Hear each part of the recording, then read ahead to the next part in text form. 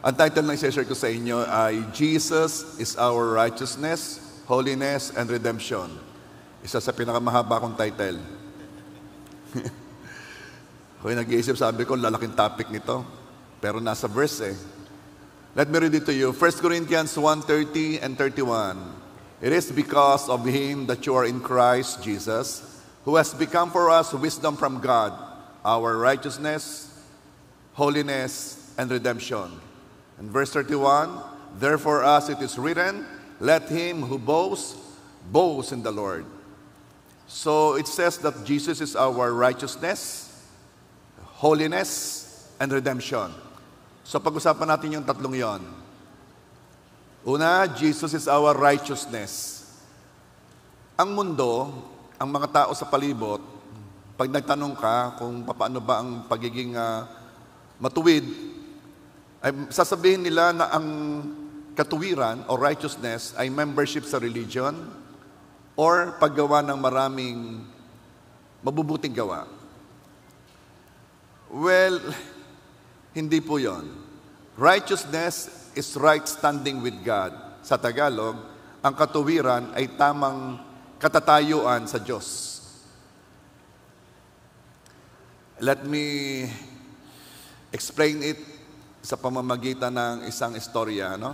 Mark 10:17. May isang lalaki na patakbong lumapit sa kanya at pagluhod sa kanyang harapan ay nagtanong, mabuting guro, ano ang dapat kong gawin upang magmana ng buhay na walang hanggan? Sa tanong pa lang ng lalaki, ay alam na agad ni Jesus na malayo pa ang lalaking ito sa righteousness o sa salvation o sa kaligtasan. Bakit? Kasi ang tanong niya, anong dapat kong gawin? Ang akala ng taong ito ay may mga gagawin tayo that will make us righteous. Tayo kasi ngayon, we have the privilege of having a Bible. We have Ephesians 2 verse 8 and 9. Alam natin na sa biyaya tayo naligtas sa pananampalataya. Itong lalaking ito, wala pang Bible. Nagsisimula pa lang, magsulat sa New Testament. Kaya yung tanong na anong dapat kong gawin, alam na ni Jesus, malayo pa to. Now, makikita agad natin kung saan dadalhin ni Jesus ang usapan. Mark 10 verse 18. Sinabi sa kanya ni Jesus, bakit tinatawag mo akong mabuti? Walang mabuti, kundi ang Diyos lamang. So, ano ibig sabihin nito? Tinawag mo akong mabuti? Sabi ni Jesus, di ba? Diyos lang ang mabuti? Then, tanggap mo bang ako ay galing sa Diyos? Then, tanggap mo bang ikaw ay hindi mabuti? Bakit? Sineset up kasi ni Jesus. Kaya, another setup ni Jesus, Mark 10 verse 19. Okay, nalalaman mo mga utos, huwag kang pumatay, huwag kang mangalunya, huwag kang magnakaw, huwag kang sumaksi sa kasinungalingan, huwag kang mandaya, igalang mo ang iyong ama't ina. Sinabi ni Jesus yung mga utos dahil ang tanong anong gagawin eh. At pagkasabi ni Jesus noon, alam naman ni Jesus na walang nakatupad noon. Kaya kung itong taong ito ay kapareho din lamang ng mga tao noon, ang batayan ng pagsunod sa utos ang siyang magbibigay ng katuwiran, then wala talagang mabuti. Walang mabuti. Kung maunawaan lang ng taong itong walang nakasunod sa mga utos, at ang sunod na tanong, tanggapin kaya ng lalaki na hindi siya mabuti? Mark 10:20. At sinabi niya sa kanya, Guro, ang lahat ng mga bagay na ito ay aking natupad na mula pa sa aking kabataan. Yan na nga ba ang sinasabi ni Jesus eh. Eto na. Alam ni Jesus na walang nakatupad doon. Sa 10 utos, walang nakatupad. At alam ni Jesus na itong lalaking ito hindi papasok sa kaharian ng Diyos. Hanggat iniisip niya na siya'y matuwid, hindi siya maghahanap ng magliligtas. Kailangan tanggapin muna ng lalaki hindi siya matuwid. Kaya nag-utos si Jesus, nag-isip si Jesus at nag-utos siya ng utos na ora mismo, nung time na yon, Na sure si Jesus na hindi matutupad ng lalaki. Tingnan ninyo, ang sunod, Mark 10:21. Si Jesus, pagtingin sa kanya ay minahal siya. Talaga naman, mahal na mahal ni Jesus yung lalaki. At sinabi niya, isang bagay ang kulang sa iyo, humayo ka. Ipagbili mo ang lahat at ibigay mo ang salapi sa duka at magkakaroon ka ng kayamanan sa langit at pumarito ka, sumunod ka sa akin. Verse 22, subalit siya'y nanlumos sa sinabing ito at siya'y umalis na nalulungkot sapagkat siya'y maraming ari-arian. Okay. Marami ditong nagkamali ng interpretation eh. Ang question, kailangan bang ibenta yung ari-arian upang maging matuwid? Hindi. Kayo ba ay nasave noong kayo nagbenta ng ari-arian nyo? Hindi. So bakit sinabi ni Jesus yon? Kasi nga, ayaw tanggapin ng lalaki na siya hindi matuwid. Ang gustong sabihin ng lalaki, lahat ng utos ay nasunod niya. Kaya nagbigay si Jesus ng utos na alam ni Jesus na there and then ay sasabihin ng lalaki, hindi ko masusunod yan. Kailangan mo nang tanggapin ng lalaki na hindi siya righteous para maging righteous. And this is how I start our message or my message. And this is how we should start our message. Kahit ang pangit pakinggan, hindi ko binabago ang message. Privilege ni God, nagkakaroon ako ng opportunity na mag-share ng gospel last week sa mga Rotarian sa Lipa, nung inimbita ko ni Sister Malu Claor at ni Brother June Claor. And then, this Sunday naman ay sa birthday party na pinagsama-sama ni Jojo Dimes ang mga kamag-anak niya, diyan sa Domilins, at iba't iba pa. Alam mo, kahit pangit pakinggan, alam mo yung mga yon, first time nakarinig ng message, napakaraming hindi naririnig ang message ng salvation, napakadami. Kaya sila'y bagong-bago sa kanila. At hindi ko binabagong message, kahit masakit pakinggan, na ano yon, may problema kayo. May problema kayo. Kasi hanggat hindi nila nalalaman na may problema sila, hanggat hindi nila nalalaman na lahat nilang ginawa hindi sapat, lahat ng kabutihan ay hindi sapat, kahit man sila'y member ng anumang civic organization na ang purpose ay makagawa ng mabuti, hindi sapat. Kailangan maunawaan nilang hindi sila righteous, walang mabuti. Diyos lang ang mabuti. Bakit? Kasi yun ang simula. Kung gusto mong maging matuwid, doon ka dapat magsimula. And then Mark 10:23. At sa pagtingin ni Jesus sa palibot, ay sinabi niya sa kanyang mga alagad, napakahirap para sa mga may kayamanan na pumasok sa kaharian ng Diyos. Again, na-misinterpret ito. Ang akala nila, ang gospel is anti-rich. Hindi po. Ang langit po ay puno ng mayayaman. Yung mga mayaman sa lupa, ang langit po ay full of rich people, as well as poor people, as well as average people. Bakit? Hindi po ang status sa lupa ang magpapasya kung pupunta sa langit o hindi. Actually, sa una pa lamang na tanong, hindi na pasado ang lalaki. Nakasunod ka ba sa mga utos? So, ang ibig sabihin ni Jesus na napakahirap para sa mga may kayamanan na pumasok sa kaharian ng Diyos, ang ibig sabihin ay napakahirap sa may ipagmamalaki ang maligtas at makapasok sa kaharian ng Diyos. Nung una, pinagmamalaki ng lalaki, nakasunod siya sa mga utos eh. Pinagmamalaki niyang siya righteous eh. Kaya sabi ni Jesus, naku, napakahirap na makapasok sa kaharian nito. Ano mga pinagmamalaki mo? Whether it be your wealth or your good works, o ano mang nagbibigay sa'yo ng righteousness, hindi ka papasok sa kaharian ng Diyos. At dito namanghang mga alagad. Let me read it to you. Mark 10:24. At namanghang mga alagad sa kanyang mga salita, ngunit muling sumagot sa kanila si Jesus, mga anak, napakahirap pumasok sa kaharian ng Diyos. Kindly say, napakahirap. So pag sinabi napakahirap, mahirap, pero pwede.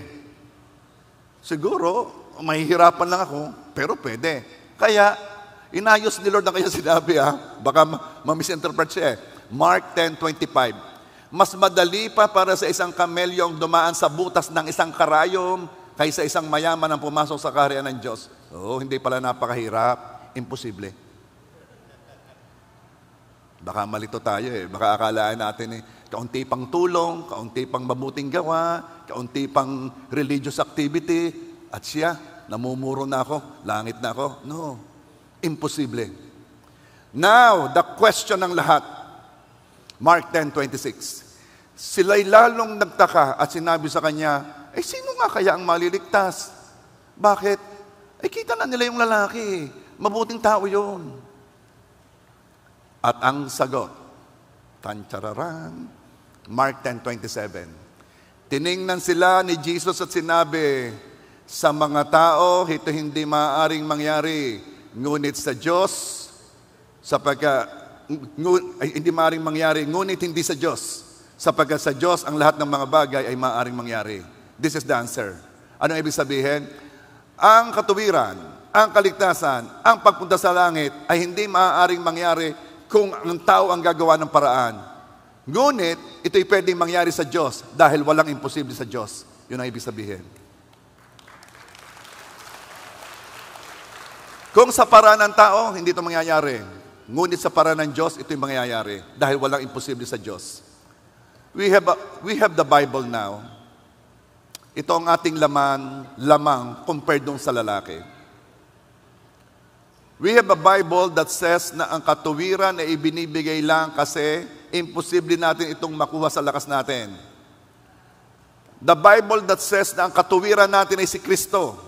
Na kung wala si Kristo sa puso, wala tayong righteousness na ihaharap sa Diyos.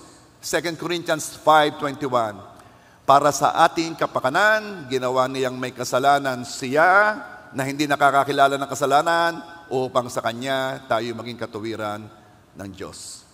Noong tinanggap mong Panginoong Yesus, ikaw ay nagkaroon ng righteousness. Kaibang-kaiba sa isip ng tao sa labas. Wala ka pang ginagawa. Naging matuwid ka na. Or ginawa mo na lahat ng kasamaan, pero tinanggap mong Panginoong Yesus, naging matuwid ka. Biglang nabago ang takbo ng isip ng marami. Paano? Ito ang malimit pag ako'y nag-share ito lagi ang tanong nila. Wala na akong gagawin. Pupunta na ako sa langit. Ano naman, dali na yan. At ito ang lagi yung sinasabi, hindi madali, imposible. Kaya si Jesus na gumawa. Dahil ikaw, imposible makapunta ka sa langit. Ano mang paraan na iyong paghirapan ay hindi rin pwede. At huwag mo nang tulungan si Jesus sa kanyang ginawa. Dahil ang ginawa ng Panginoong Hesus ay kumpleto na. Sapat upang iligtas ka. Kaya si Jesus ay tanggapin mo. At pag tinanggap mo ang Panginoong Hesus, ikaw ay magkakaroon ng tamang katatayuan sa Diyos. Right standing with God. Righteousness. Makakaharap ka sa Diyos ng malakas ang loob. Huwag mo nang isipin na ikay nagkamali, nagkasala noong 1917 o 1927, 1937, 1916, 19... Wala na yun. Bakit? Sapagkat ang nakikita na ng Diyos sa iyo ay si Jesus na siyang matuwid, na siya lamang ang mabuti. Right standing with God. Meaning, hindi ka makakaharap sa Diyos kung wala si Kristo sa puso mo. Kung ang dala mo'y relihiyon, ako po'y member ng ganitong relihiyon, sasabihin ng Diyos, nasan si Jesus? Bakit? Ang tanging paraan para tayo makaharap sa Diyos, si Jesus ay tinanggap mo. Si Jesus ang katuwiran mo. I pray. Ba't ko lagi itong yung sinasabi? Kasi wala na pong ibang mas gaganda pa sa mensahe ng kaligtasan. Ang mga tao po, laging may mga lalapit sa iyo, nangangailangan ng tulong. Ito'y nangangailangan ng ganitong tulong, ipasok sa trabaho, ito naman ay nangungutang, ito naman ay gustong magkaroon ng opportunity. Those are problems, yes. But they are not the major problem. Bakit? Ay yan ginamay sa mapakain mo, sa mabigyan mo ng trabaho. Ang tanong ko, pupunta ganyan sa langit? Yun po ang pinakamalaking problema ng mundong ito. Sa laki ng problema, kaya dumating ang Panginoong Hesus, kaya sinugo ng Diyos sa kaisa-isahan niyang anak. Kasi alam ng Diyos na napakalaki ng problema ng mundong ito. This is a broken world. Huwag kayong mag-expect ng perfection sa mundong ito. Don't expect so much from this world. Kaya nga tayo temporary dito eh. Kaya nga iniligtas tayo eh. Iniligtas tayo sa sanlibutan. Iniligtas tayo sa mga style, diskarte, This is not our world. Now, the only way para tayo ay maligtas, magkaroon ng katuwiran, at yung katuwiran ngayon ay yung Panginoong Hesus, at dahil doon, meron tayong tamang katatayuan sa Diyos. Next, Jesus is our holiness. O i-pray inyong maunawa na. Kasi lahat ng mga turo ko sa mga nagdaan, maaari kayo na-excite, ay wala nang kapantay ang turong ito. Ito ang turong sasabihin mo sa iba. Ito ang iyong isi-share. Next, Jesus is our holiness. Ang mundo ay nagsasabi ng kabanalan ay paggawa ng mabubuting gawa. Siyempre, ito'y kabanal. Pag ikaw ay may ginawang yung mabuti, talagang namang santo eh. Ngunit ang mabuting gawa naman nating mga tao, ay tayo ang nagpapasya. Depende sa choice natin. Kaya marami kayong maririnig na do what makes you happy. Sino namang may sabi sa iyo na that is holiness? Love is love. Sino namang may sabi sa iyo love is love? God is love. Ano pa sabi sa iyo? As long as walang sinasaktan. Lahat ng kasalanan ng walang sinasaktan ni ang Diyos. Kaya kahit sabihin mo, wala namang naapektuhan, ako ganun na may nautang sa iyo ng Panginoon. Ako ganun na may pag nalalasing ako ganyan nagwawala. Di ako natutulog na lamang. Wala namang naapektuhan. Okay. Ang problema, kung ang definition natin ng kabanalan ay mabubuting gawa, ang problema ay sino ang magdi-define ng mabuting gawa? Sino magdi-define kung ang gawa ay mabuti? Kaya dito'y magkakaibang mabuting gawa eh. Sabi ng kanibal, mabuti ang pumatay ng tao at kainin yon. Huwag mo lamang papatayin ang iyong kamag-anak.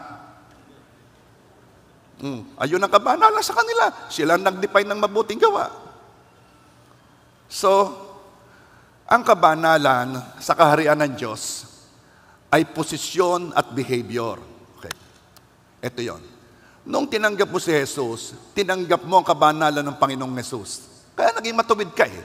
Hindi mo kayang maging banal, tinanggap mo si Jesus, naging banal ka positionally.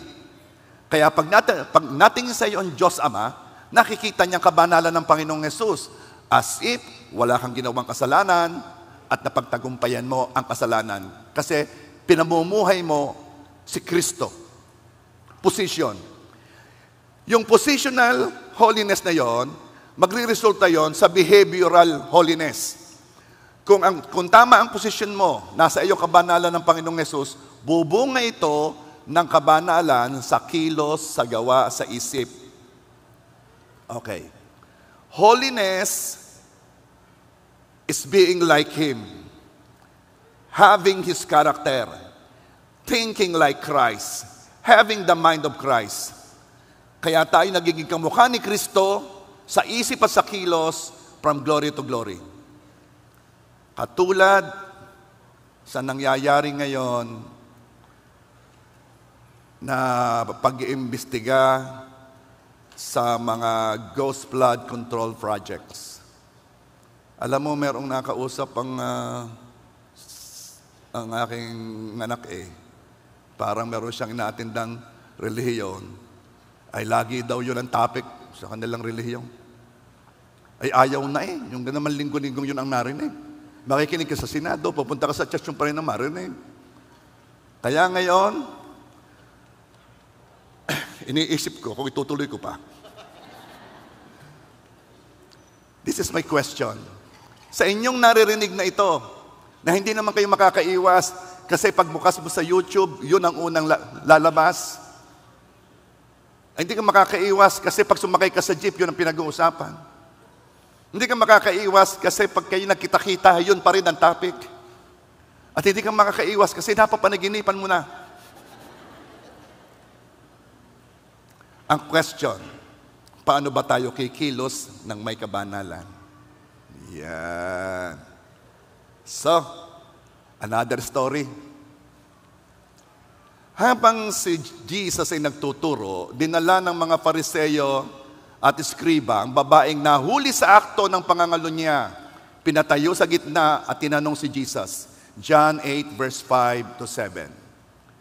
Sa kautusan ay pinag-uutos sa amin ni Moises na batuhin ang mga ganyan.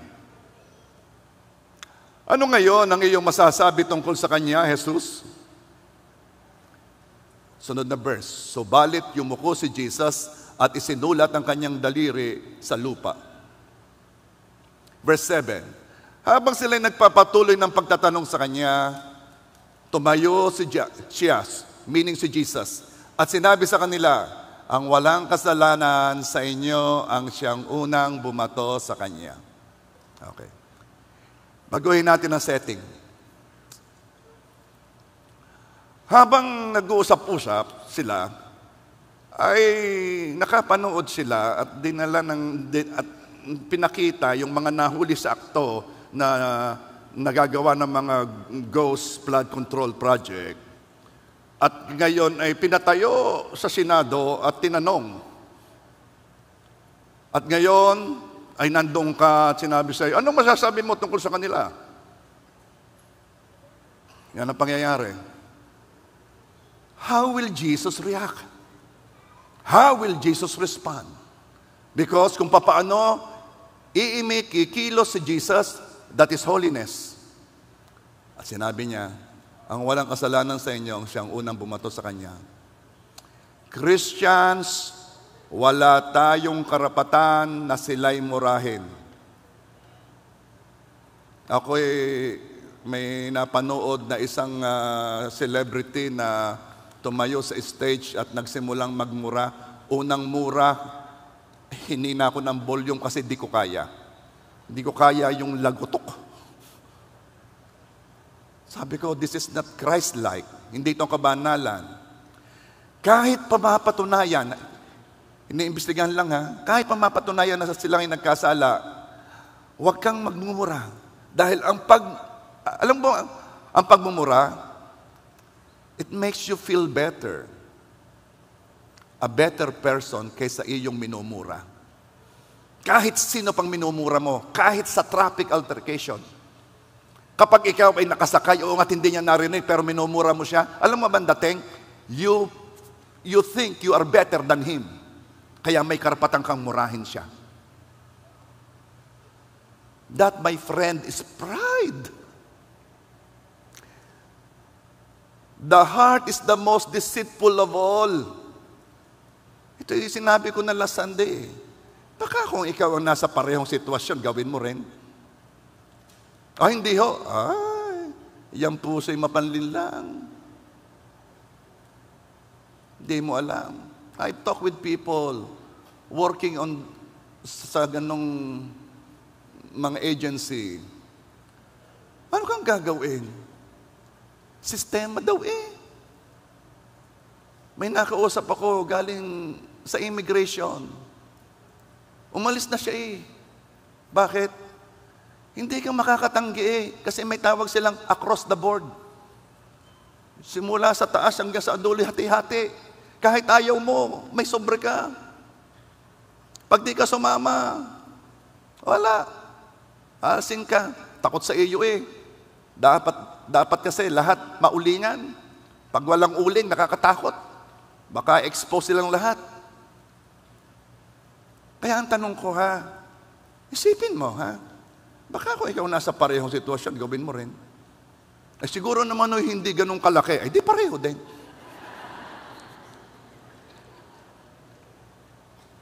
Ang turo ng Diyos, consider others better than you. Hindi malaking kasalanan ang nagdadala sa impyerno, kundi kasalanan. Miski anong size. Miski maliit. Sapat na yon para magdala sa isang tao sa impyerno.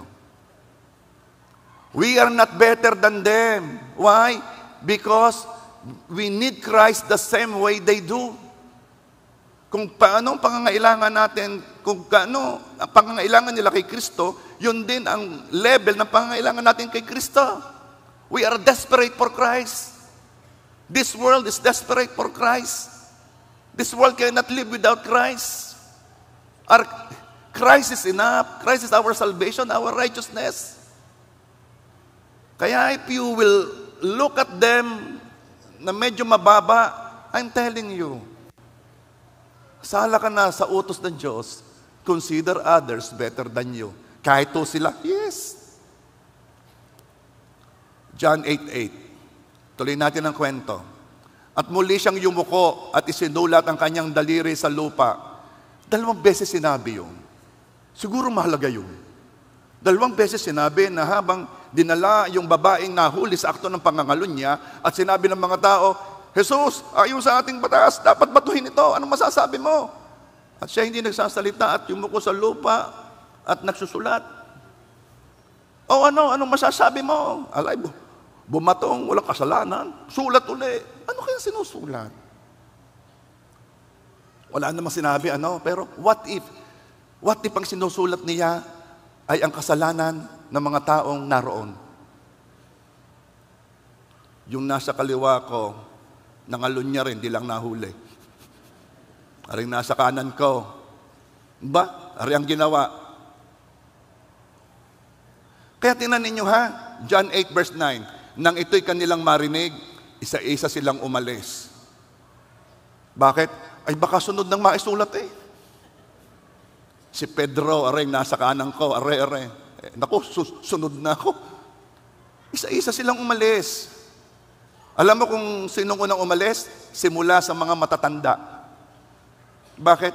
Ay sila na nga ang matatanda, sila pa ang pasimuno Ay di silang uunahin. Alam mo ayaw ng Diyos, yung mga self-righteous.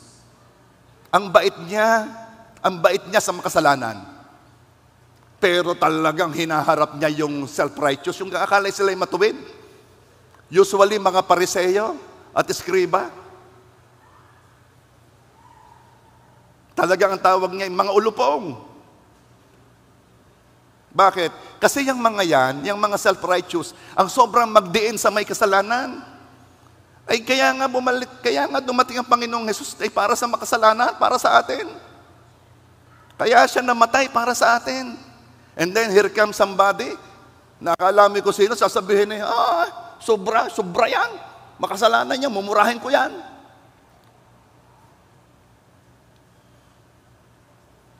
John 8:11. Tumayo si Jesus at sinabi sa kanya, babae, nasaan sila? Wala na ba ni isang humatol sa iyo?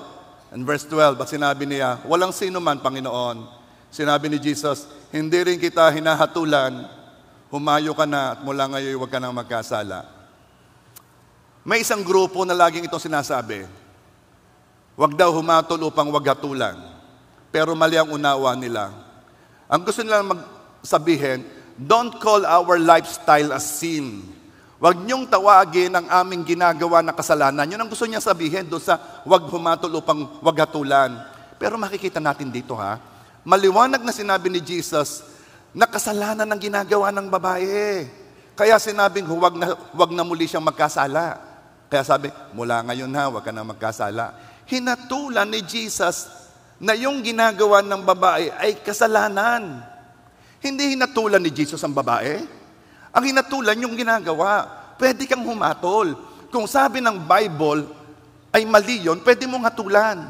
Na mali yun, na kasalanan yun. Dapat lang. Pero huwag mong hatulan yung nagkasala. Hindi ka naman si Jesus. At saka wala pa ngayon judgment, hindi pa. Hindi pa dumadating ang Panginoong Jesus, hindi ka pa nararapture. At maghihintay ng 7 years. At pagkatapos ay huhusgahan na. Wala pa. Ito ay panahon ng biyaya. Huwag mong unahan si Jesus sa paghatol. Yes, dadating ang time. Jesus will not be the gracious king that we know. Jesus will be the righteous judge. Pero hindi pa. Hanggat hindi pa, huwag mong unahan. Pero pwede mong hatulan yung ginagawa. Nakasulat sa Bible Ang kickback ay kasalanan. Ang Ghost Blood Control blood control project ay kasalanan. Ang insertion with the purpose na makakuha ng 25% ay kasalanan. Hindi naman ibig sabihin, hindi mo hatulan ng ginawa nila. Yes, mali talaga yun. Pero yung gumawa, wag mo nga hatulan. Wag mo siyang kagagalitan. Wala kang karapatan. Ikaw ka nagpalaki doon. Pinakain mo kayo ng bata. Ay, anong karapatan mo? May sasabihin ako sa iyo, ha? Kahit yung pinakamasamang tao may nagmamahal dyan. Wala kang karapatan. Kasi hindi mo lang siya sinasaktan. Sinasaktan mo ang nagmamahal sa kanya. At ang unang nagmamahal sa kanila, walang iba kundi ang Diyos.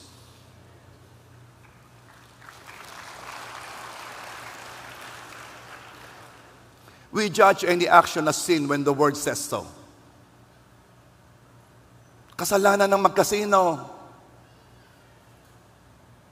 Hindi naman ako nagpapatalo ng 100 billion.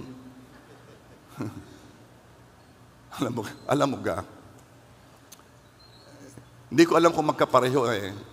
Hindi ko alam kung magkapareho standard natin eh. Pero kaming mga pastor, itsura pa lang, bawal na. Ano ibig sabihin? Papasok ko pa lang ng kasino, bawal na. Hindi naman ako tumaya.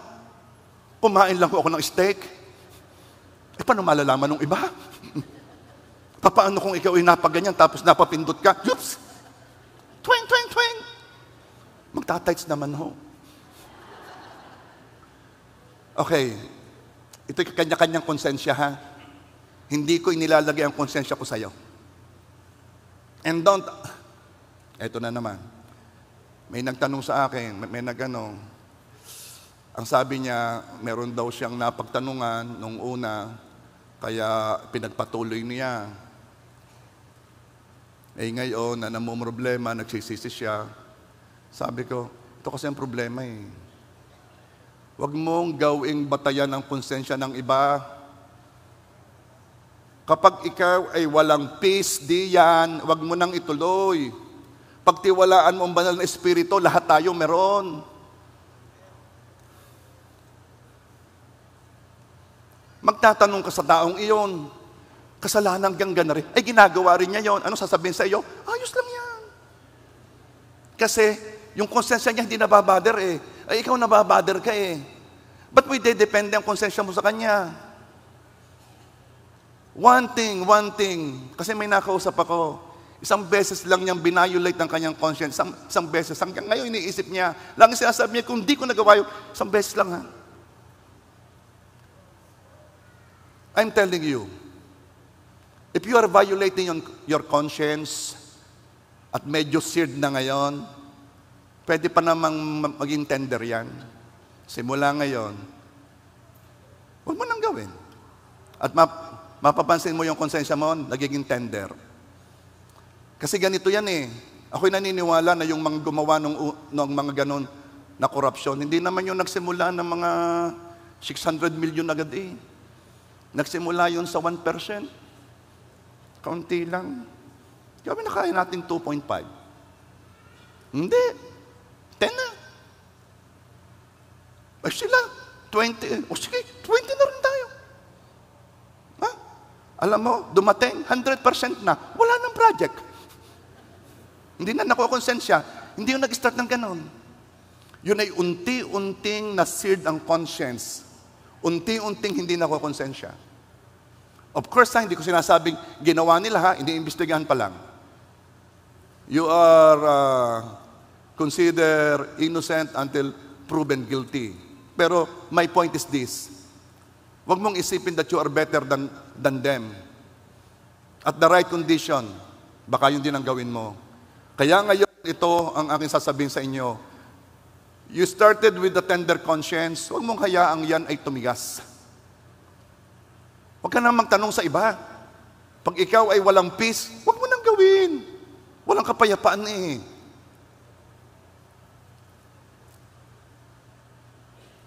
Are you there? We judge any action as sin when the word says so. But we don't condemn the sinner because just like Jesus, we want people to repent and call on the name of Jesus. Just like Jesus, His will is that no one shall perish. Remember our basic teachings. Balikan nga ninyo yung basic teachings, ha? Tinuro ko ang langit, tinuro ko ang impyerno, tinuro ko ang holiness. Basic pala yon. Sa atin, bago ituro yon, pag daw matured na. Remember our basic teachings. Anong sabi ko doon? Kahit si Hitler, hindi mo na naisin na mapapunta sa impyerno. Pag naunawaan mo kung ano ang impyerno, kahit si Hitler, ayaw mong pupunta doon. That's why it is God's will that no one shall go to hell. Kapag may narinig ka nagsalitang go to hell, hindi nauunawaan ng taong yan ang kanyang sinasabi. Wala kang taong nais na pumunta doon. Kahit pakagalit mo. So anong gagawin ko, Pastor? We're talking about holiness. Let's do what Jesus did. Let's do what Stephen did. Ipag-pray mo ang kinamumuhian mo. Ipag-pray mo ang kinamumuhian ngayon ng maraming Pilipino. Huwag kang sumama sa galit nila at huwag kang mag-feed ng galit sa online. Galit ng tao, tama ng apoy ng galit. Christian,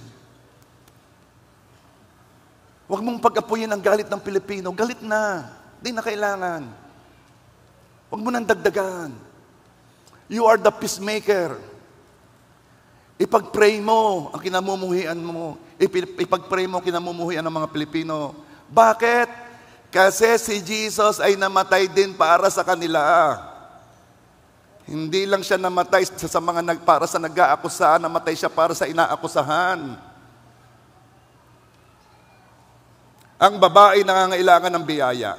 Yung nahuli sa akto ng pangangulo niya.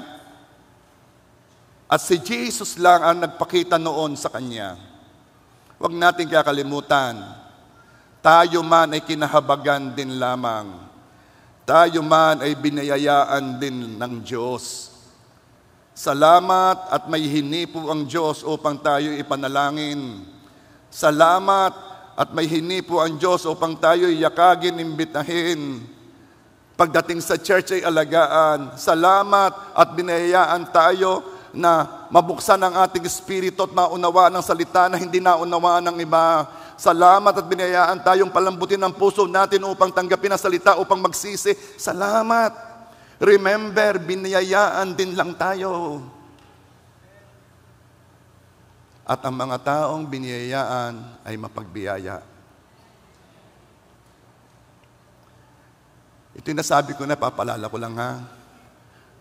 1500s, year 1500, na noong una kapag ka ikaw ay nagprotesta, which they call Protestant, sa naka-institute na sa relihiyon noon. Dalawa yan eh. Pag ikaw ay nagsabi ng anything against it, they will call you nag-protest. Pero kung ikaw ay nasa grupo ng nag-protest, you call yourself reform, nag-reform. So they call themselves, they call that time the Reformation. Marami kasing mga abuso na eh. At itong si George Wishart ay one of the reformer. At kapag ikaw ay reformer noon, pupugutan ka ng ulo. At si George Wishart ay papatay na sa pamamagitan ng pagpugot ng ulo. Pero bago siya mamatay, pumunta siya sa may hawak ng axe. Lumapit siya, hinalkan niya at sinabi niya, ito ang patunay na hindi mo pa man ginagawa, pinapatawad na kita. Ang taong biniyayaan ay mapagbiyaya. Kaya minsan hindi ka mapagbiyaya sa mga nagkasala. Hindi revealed sa iyo kung paano ka biniyayaan ng Diyos. You think you are a better person than them. Masakit mang pakinggan. Another one, si Stephen. Dahil sa pagsishare ni Stephen ng gospel, pinagbabato siya ng mga tao. Galit na galit at muhing-muhi ang mga tao kay Stephen. Nung siya yung nagsishare, hinahawakan nilang kanilang tenga, ayaw nilang pakinggan.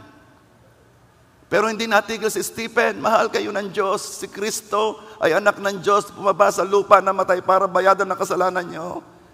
At hinahawakan nilang kanilang tenga, bingin sila sa katotohanan. At eto na, nagsimula na. Habang nandun si Paul, nanoon ang pangalan ni Saul, inilalagay ng mga tao ang balabal nila sa harapan ni Saul, parang nagpapa-credit. Ako yung papatay kay Stephen. Kuha ng bato at babatuin si Stephen. At ang mga tao sabay-sabay na bumabato kay Stephen. At noong si Stephen ay mamamatay na, nasabi pa niya, Father, please forgive them. Show them mercy. Show them your grace. Pakitaan mo sila ng habag. Pakitaan mo sila ng biyaya. This is a person who received grace. Ang taong tumanggap ng biyaya ay mapagbiyaya sa iba. Kaya sabi ng Acts 6 verse 8, alam mo ba ang tawag nila kay Stephen? Now Stephen, a man full of God's grace.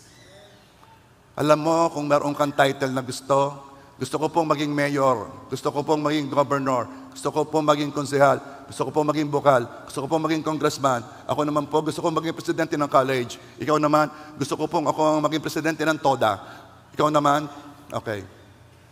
Kung gusto mo ng title, kung gusto mo ng bansag, ito ang naisin mong bansag.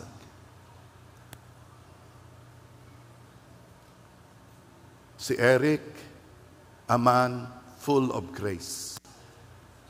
Si Susan, a woman full of grace. Si Cha, a woman full of grace. Yun ang naisin mo. Hayaan mong makilala ka sa mundo, makilala ka sa langit. Hindi sa iyong tayo, sa iyong ranggo, sa posisyon mo, kundi kung anong pumupuno sa iyo. Tingnan mo ang iyong katabi. Kilala mo ba siya? Sabihin mo ang pangalan niya. Si ano? Full of grace.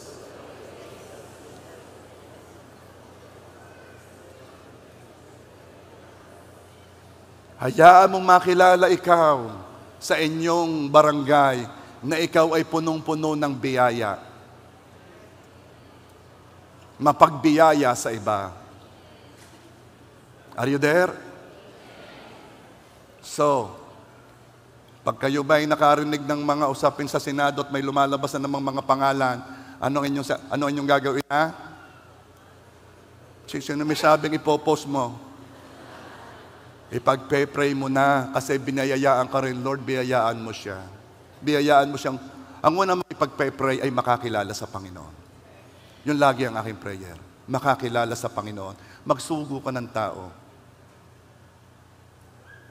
Are you there? And now, another woman, ang pangalan niya ay si Erica Kirk. Si Erica Kirk ay asawa ni Charlie Kirk, na binaril habang nagtuturo ng salita ng Diyos sa isang college campus. Si Charlie Kirk ay man of God, a Christian who fights for righteousness. Yung mga bagay na minsan ay takot ng pastor na sabihin, si Charlie Kirk ay hindi. Sinasabi niya ng same-sex marriage is a sin. Sinasabi niyang abortion is a sin. Sinasabi niya na ito ay hindi alternative lifestyle. This is a mental thing. Marami ang nagagalit sa kanya. Bakit? Masakit po ang katotohanan. Masakit ang sinasabi ng Bible, lalo na't ikaw ang tinatamaan. Pero ang maganda sa Bible, hindi nababago ang nakasulat. Kung ano ang Bible noong year 2000, yun pa rin ang Bible ngayong year 2025. Kung ano ang Bible noong 1,500, yun pa rin ang Bible noong year 2000. Hindi nababago ang moral standard ng Diyos. Pero binaril ng taong ito na nagagalit sa sinasabi ni Charlie Kirk. Binaril siya, ba siya nagsasalita? Isang lalaki na merong partner na... Pero this is my point. Sa memorial kay Charlie Kirk, sinabi ng kanyang asawa, this young man, itong young man na ito, na siyang pinaglalaban ng aking asawa, itong young man na ito, na bumaril sa aking asawa at pumatay sa aking asawa, I forgive him. Erica Kirk is a woman full of grace.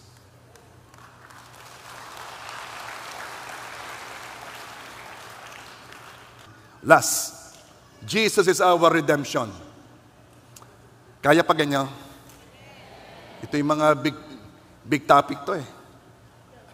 Jesus is our righteousness. Jesus is our holiness. And now, Jesus is our redemption. Ito yung mga malalaking idea. Ano bang redemption? Ito yung pagtubos. Ang pagtubos ay isang kahangahangang plano at gawa ng Diyos. Ganito po kasi ang sitwasyon eh. Dati-rate, tao ang naghahari sa mundo. Pangalan niya si Adan. Tinitirhan ng tao ay paraiso, a perfect place, na binibigay ng place na ito lahat na kailangan ng taong yon. Hindi siya namamatay. Siyang may authority sa lahat na nilikha doon. Pero isinuko ng taong ito na nagngangalang Adan ang pamamahala niya sa lupa kay Satanas. May utos kasi ang Diyos kay Adan at Eva. Genesis 2:17. You must not eat from the tree of the knowledge of good and evil.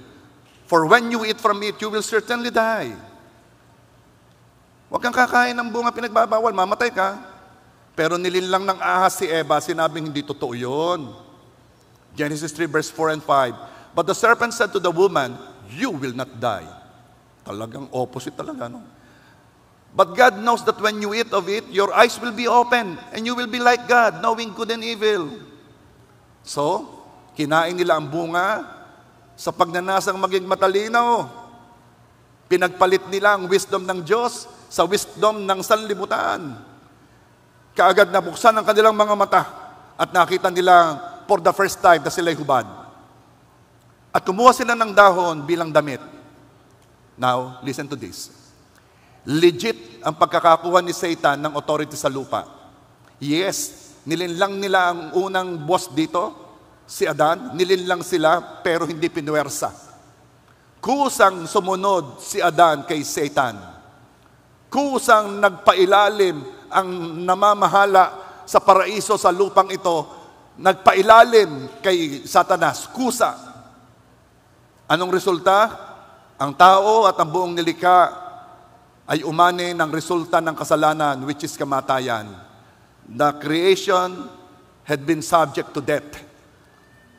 Pero there and then, nangako agad si Father ng tutubos. Genesis 3:15. I will put enmity between you and the woman, and between your offspring and hers. He will strike your head, and you will strike his heel. A prophetic word na nangako agad ang Diyos ng tutubos. Manganganak ang babae, galing sa kanyang lahi, na susugat ng mortal na sugat sa ulo mo, Satanas. Simula noon, nagbantay na si Satanas. Alam niyang may lalabas. Alam niya na may lalabas sa lahi ng mga tao na tatalo sa kanya. Kaya lahat ng mga great man na binabantayan niya, lumabas si Abraham na ba hindi? Lumabas si Moses na ba hindi? Lumabas si David na ba hindi? Bantay na bantay niya kasi mayroong pangako, may tatalo sa iyo, Satanas. Now, kung alam lang daw, sabi ng Bible, kung alam lang ni Satanas, ang plano ng Diyos, hindi niya hayaang mamatay si Jesus. Sobrang ganda ng plano, sobrang ganda ng plano ng pagtubos, na walang nakaisip na ang isang Diyos ay pupunta sa ganung baba para iligtas ang kanyang nilikha. Kaya naisahan si Satanas kasi hindi niya akalain gagawin yun ng Diyos. Kaya hindi inaakala ni Satanas na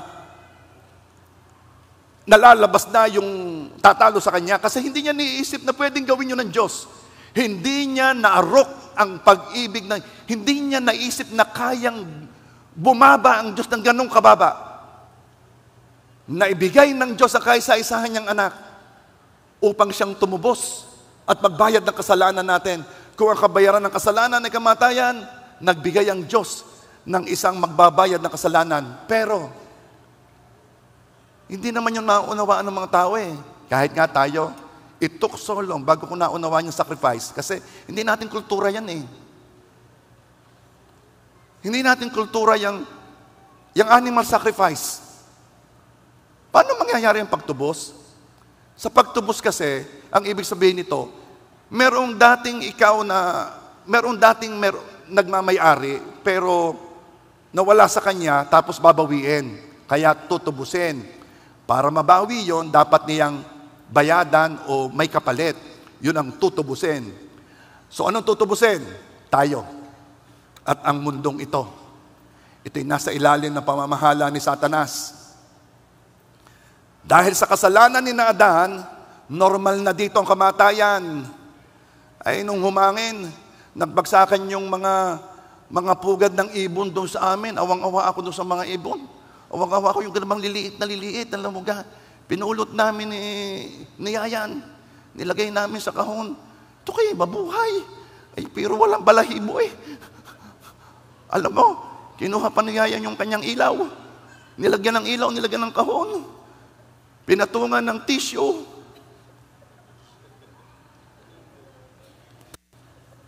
Sabi, huwag mo sasabihin doon sa dalawang bata ha, lalaruin yan, lalaruin.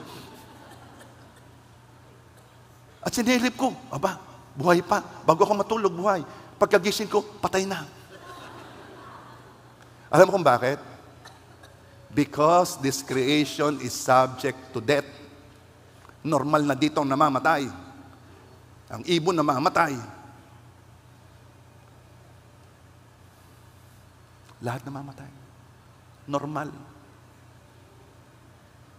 Dahil kung hindi normal yan, walang hanap buhay ang punerarya.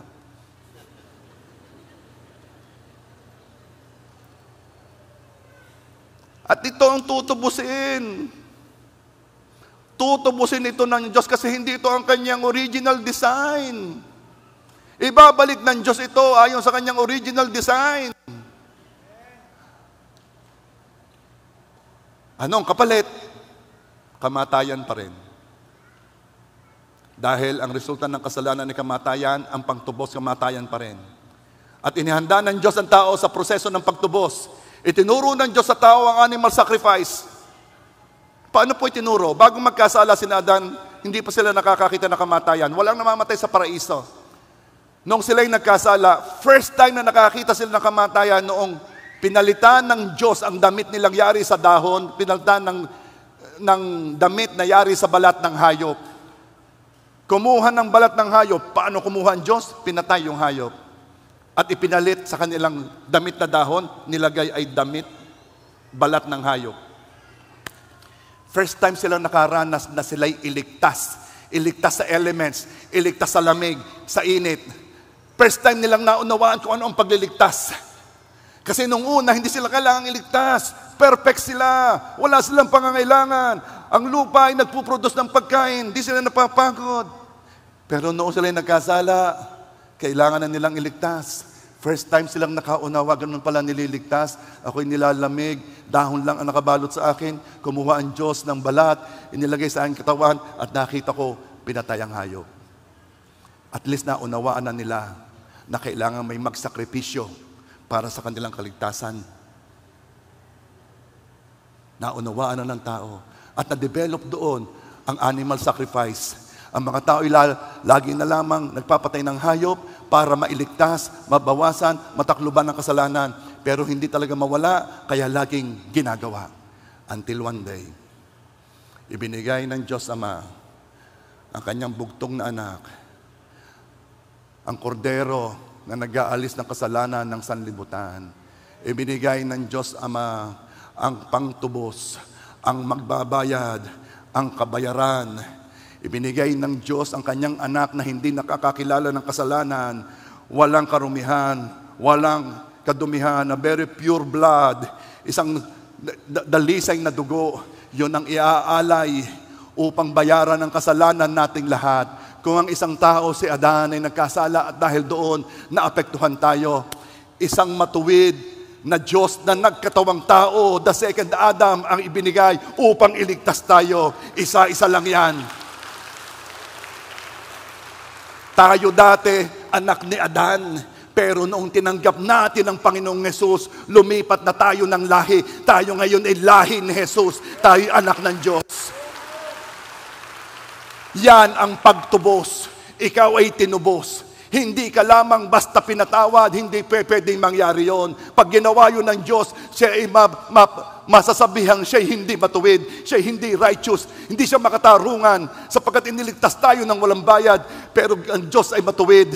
At sinabi niya, babayaran ko. Babayaran ko ang kasalanan nila. Babayaran ko ang kasalanan niya. Miski anong laki, miski anong dami, miski paulit-ulit, babayaran ko ang kasalanan nila. At Satanas, tutubusin ko sila, kukuhanin ko sila, sapagkat sa araw na kinuha ko sila, sila'y magiging akin na, at wala nang makakakuha sa kanila sa aking mga kamay. Ang aking iniligtas ay siguradong ligtas. Ang aking biniyayaan ay tunay na tumanggap ng biyaya. Kaya kapatid, huwag ka kikilos na ikaw ay parang malayo sa Diyos, ha? Huwag ka kikilos na para bagang ikaw ay nagigilty pa, ha? May isang Diyos na nagbayad ng kasalanan mo. Ikaw ay tatayo, tutunghay ka. Hindi dahil sa iyong kabutihan, hindi dahil sa mga ginawa mo. Tutunghay ka dahil mayroong isang Diyos na nagmahal sa iyo. Tutunghay ka dahil mayroong isang Kristo na tinubos ka. Tutunghay ka, haharapin mo ang lahat at sasabihin mo, ako'y iniligtas ng Diyos, ako'y tinubos ng Panginoon. Ang buhay na pinamumuhay ko ngayon ay si Kristo. Wala nang pwede na maghiwalay sa iyo sa mga kamay ng Diyos. Wala na. Tanungin niyo ko kung bakit. Ang laki ng bayad sa iyo.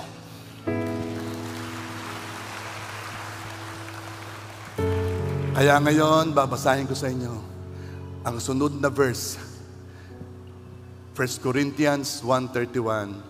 Yung una kong sinabi sa inyo, yung holiness, righteousness, redemption, 1 Corinthians 1:30.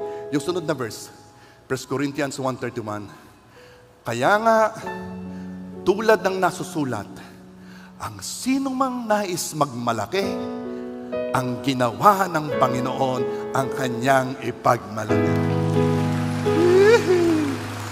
Come on. Ipagmamalaki natin ang ginawa ng Panginoon. Ipagmamalaki natin. You're the love of my life.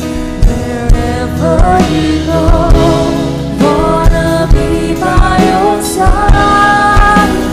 No longer I, but Christ living in me. Serving you for all eternity.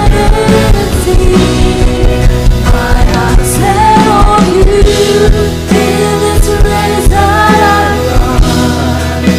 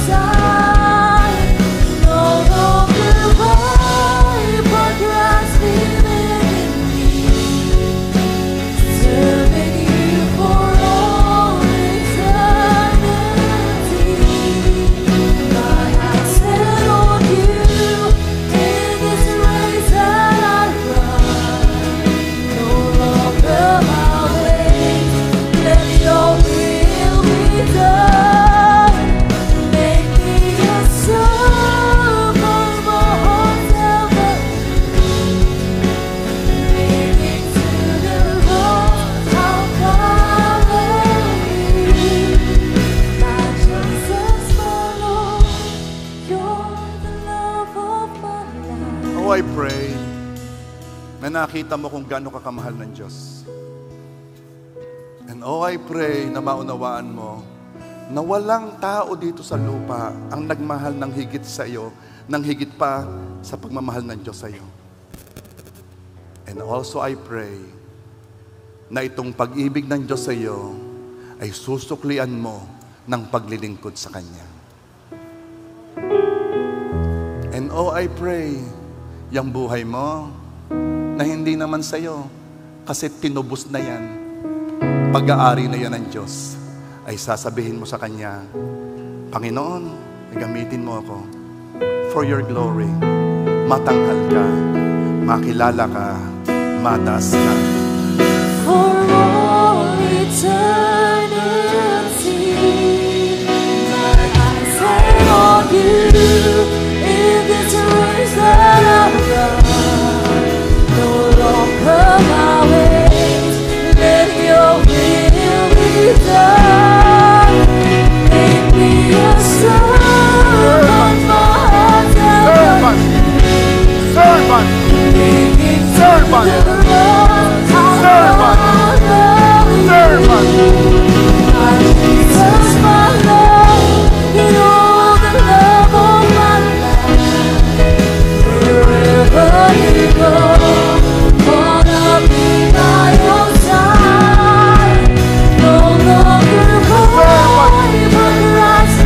Servant! Servant! Serving you for all eternity. Let's serve the King! Set on you. Let's serve the King! In this race that I Let's serve the King! no longer my way. Let your will be done. Make me a servant, my heart leading to the heart of Father. Sabihin mo, Lord, make me a servant. Make me a servant. I am your servant. Maglilingkod ako sa iyo. Father God, salamat sa pag-ibig mo. I pray, Lord God, itong pag-ibig na ito ay masuklian namin ang paglilingkod sa iyo. Wala na pong kwenta ang buhay matapos tumanggap ng ganitong uri ng pag-ibig kung hindi pa namin ipaglilingkod sa iyo. Make us a servant. Make us a servant. My Jesus, my Lord, you're the love of my life. Wherever you go, wanna be by your side. No longer I, but Christ living in me. Serving you for all eternity. My eyes set on you. In this race that I run, no longer my ways. Let your will be done. Make me a servant, my heart's offered you. Lahat na nagnanais at nagsasabi na Lord, willing akong maging lingkod mo, lift up your hands.